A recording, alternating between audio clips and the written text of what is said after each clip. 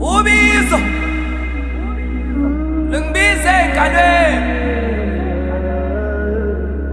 Ngiyokhalela bani nayi iphimbo lami liphindaphinde entabeni Ngithi inyawo zami ngibeleze kulomhlaba nemsindo Ngifunana noxolo engalweni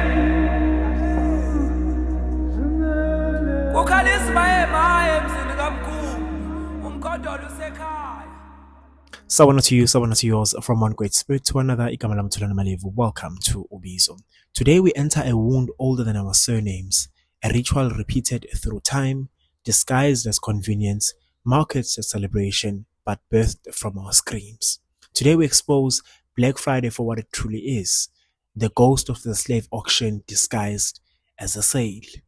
Before Black Friday meant shopping bags, it meant blood on wooden platforms.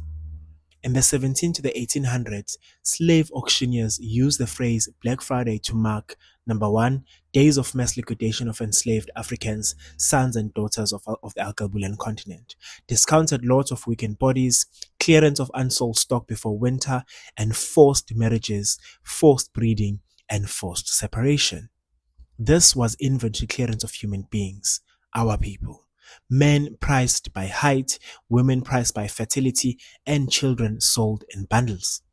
The cheapest were the most traumatized, our great-great-grandparents. Black Friday was literally the day black flesh was marked down. They sold us like filled products, they priced us like filled furniture, and they inspected our teeth like livestock. Black Friday is not just a day, it is a wound. Colonizers knew something your oppressor never teach. To mass sell a people is to mass break their spiritual identity. The auction block was a psychological war, a ritual of humiliation, a ceremony of dehumanization, a severing of sacred lineage ties, and a destruction of the divine image. They didn't only sell bodies, black bodies. They sold confidence, identity, memory, dignity, belonging, and spirituality. The auction was a ritual of erasure, and Black Friday as a name is the graveyard of that ritual. Trauma does not die. It mutates, it adapts, it hides in the nervous system. The descendants of the auction block carry anxiety in crowds, fear of not having enough, compulsive buying, emotional spending, panic around money, fear of poverty, and shame around asking for help. These are not weakness, they are echoes. The body remembers, the blood remembers, the spirit remembers what the mind has been trained to forget. When the world rushes into Black Friday chaos, your nervous system reacts. Because your ancestors once ran for survival as buyers screamed prices over their heads. Look closer. People lining up overnight, rushing, trampling, fighting, losing control for objects, police managing crowds, corporations manipulating scarcity. Does it feel familiar? Because it is designed to be. This is the modern plantation economics. Create desperation, manufacture desire, exploit trauma, sell the illusion of saving, profit from chaos. The system is no longer selling us. It is now selling directly to us, but using the same exact psychology that once enslaved our ancestors, our people. They replaced chains with dopamine, they replaced whips with advertising, they replaced auctions with malls. The slavery continues, just in a cleaner suit. This message is given with love but also with fire. When you participate blindly, you reenact your ancestors' suffering. You walk into the ritual without knowing its origin.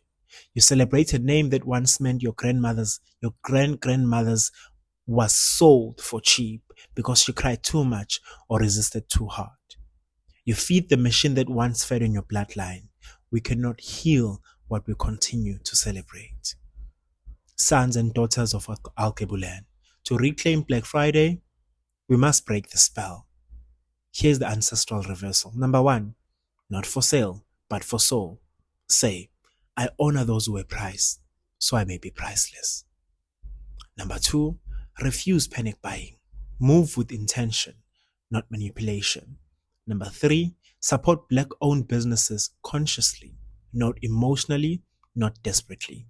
Number 4, teach the young ones. Tell them, this name is soaked in your ancestors' blood. Walk carefully. Number 5, turn this day into a fast, a spiritual cleanse, not a consumer frenzy. Number 6, make gratitude your currency, not chaos, not debt, not desperation. This is how you transform a ritual of enslavement into a ritual of liberation. Sawubona to you, sawubona to yours. From one great spirit to another, you are not a bargain, you are not a discount, you are not an item. You are a descendant of those who survived being priced so you could stand here priceless, powerful. Until next time, okuhle, umusa, kanye nokukhanya ekuhambeni kwakho. Light, mercy, and blessings upon your journey.